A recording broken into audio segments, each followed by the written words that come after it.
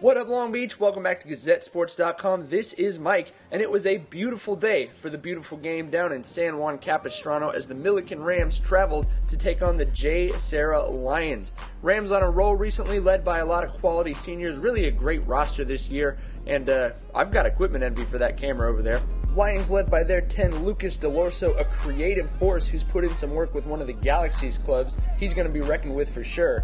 It was Millikan, though, who dominated play in the first 40, only gave up 2 shots to the Lions. Unfortunately, everything Millikan shot seemed to be right at JSerra's keeper. Still, with the way they moved the ball, the way they played with each other, as you see in this string of plays, I mean, it was great. Montez is just unlucky off the crossbar right there, but as he gives it back to Hugo here, it's going to be wide left. You see, though, they're not worried about it because when you're playing that well together and the field seems to be tilted, you know it's going to come if you just keep working for it. And finally, in the 23rd minute, it did. On this play, which was typical of how these guys have played together all year long. 6 different Rams touching the ball as they move it down the field. Montez over there to Hugo.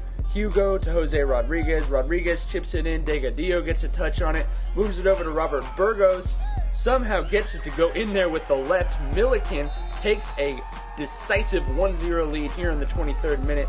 And again, everything seemed to be going the Rams' way at this point. They were out shooting them 5-1 when they scored, and they were feeling good. Head coach Rod Pekovic was a little worried at halftime that they didn't take enough advantage of the sun being in the Lions goalie's eye and having the wind at their back. It seems like Delgadillo might have sealed it away right there, but they called a foul on the contact there. And then the Lions went to work. The wind was obviously a big factor in this because the field was definitely tilted in their favor, going in the same direction in the second half, putting a lot of balls in the box. And when that happens, you know eventually something bad is going to happen for you. And it was Delorso, of course, in the 51st minute off a ricochet off the crossbar, who puts it in for the equalizer. They were not done. Just after that, Dylan Seidman catches another ricochet to give him a 2-1 lead, and then the throw-in from throw-in specialist Francis Bashstone in the 67th gives the Lions a 3-1 lead before Millikan could even figure out what was going on. Seemed like they had this game in hand, and suddenly the home team comes charging back. Fortunately for Millikan, they've got talent too. Sophomore Kyle Nicolau puts this forward, and Andres Montez, as we've seen him do time and time again, I'm going to give you another look at it in slow motion so you can appreciate it, brings it down, next step, puts it home.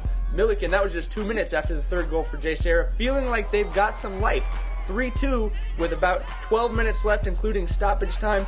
Delgadillo playing it forward there. Oh, just wide. Millikan really pressing hard and controlling play in the last 15 minutes of this game. Of course, that's what they needed to do, trailing. Delgadillo can't connect it to anybody.